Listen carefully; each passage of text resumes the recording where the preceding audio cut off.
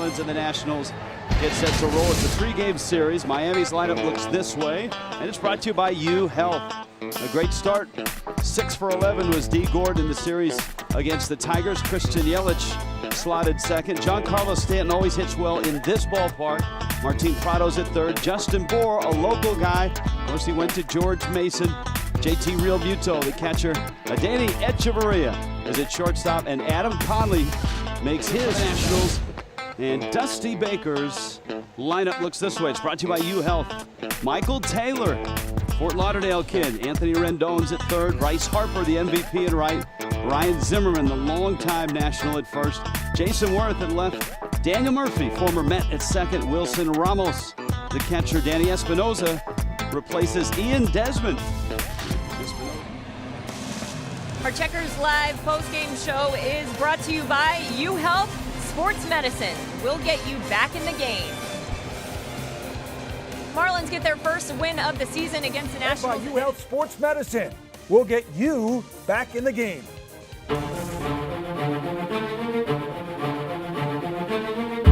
Hi, I'm Preston Wilson, here with the doctors from UHealth Sports Medicine. They're going to help you get back in the game. Dr. Page, I'm on the floor. Think I just sustained a hit to my head. May have a concussion, but first, what is a concussion? So Preston, simply put, a concussion is a mild traumatic brain injury that can result from a blow to the head or the body, not usually resulting in a loss of consciousness, but could have a loss of consciousness. I'm a high school coach or trainer, and I need to learn about baseline testing. What is baseline testing? So baseline testing is exactly that. It's a baseline test that sets the norm for your players. And so you have baseline testing, and then your player gets hurt, you have something to compare to. Usually with a concussion, some of those symptoms would lead to a change in their balance or a change in their neurocognitive behavior. So having a baseline is good to have something to compare to when your player gets injured. Is there any way you can emphasize how important it is to be aware of them? Concussions are really, really serious. And if you think about it, you only have one brain, right? And so that's going to be important for you even outside of sport.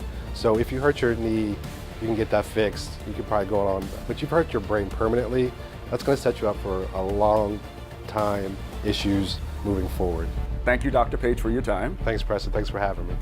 And if you want to learn more about concussion protocol, go to uhealthsportsmedicine.com for more details. That's versatility.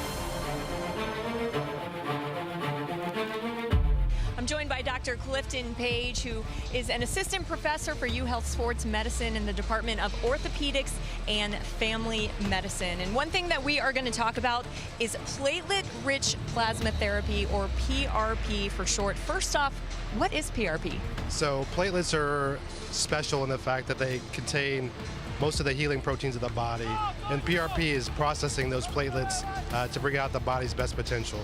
How does it work? So typically, PRP is used for soft tissue injuries, and most recently used for arthritis, but for baseball and for the Marlins case, we use it for a lot for hamstring injuries, tendon injuries, groin injuries, and it works by basically signaling cells to the area to help promote healing to those broken tendons. How quickly can you see results from something like that? So typically, we give it about 2 to 3 weeks for peak performance, and it can last 3 to 4 months. And we can do repeat injections over time, but usually most people need one injection to get optimum results. And baseball is certainly such a grind with the 162-game regular season. I'm sure anything that you can do to help your body recover is certainly a good thing. Absolutely, and the beauty about PRP, it's from your own body. It's a natural substance that your body produces. We just concentrate it and put it right back in to help heal you up. Appreciate the time. Thanks so much for sharing a little bit more about PRP. Thank you very much, Jeff.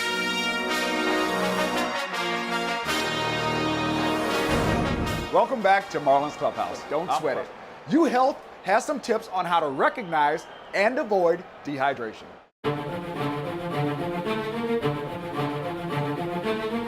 If you think about it, your body's 60-70% water. So if you have a decrease in that water balance, it's going to set your body up for failure and you won't be able to perform how you want to perform.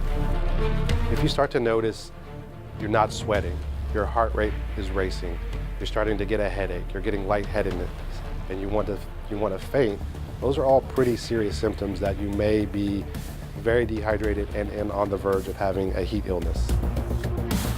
The biggest thing to combat dehydration is actually the days leading up to competition. So making sure you're getting adequate fluid intake those days before the competition.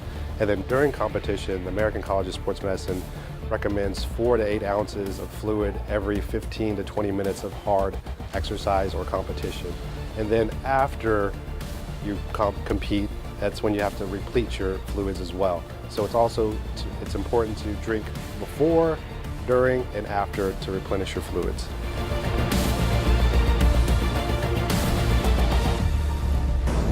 Well, kids, that's a wrap for now. Thanks again for joining Marlins Clubhouse presented by UHealth. I'm Preston Wilson, and remember, kids, hit them where they aim.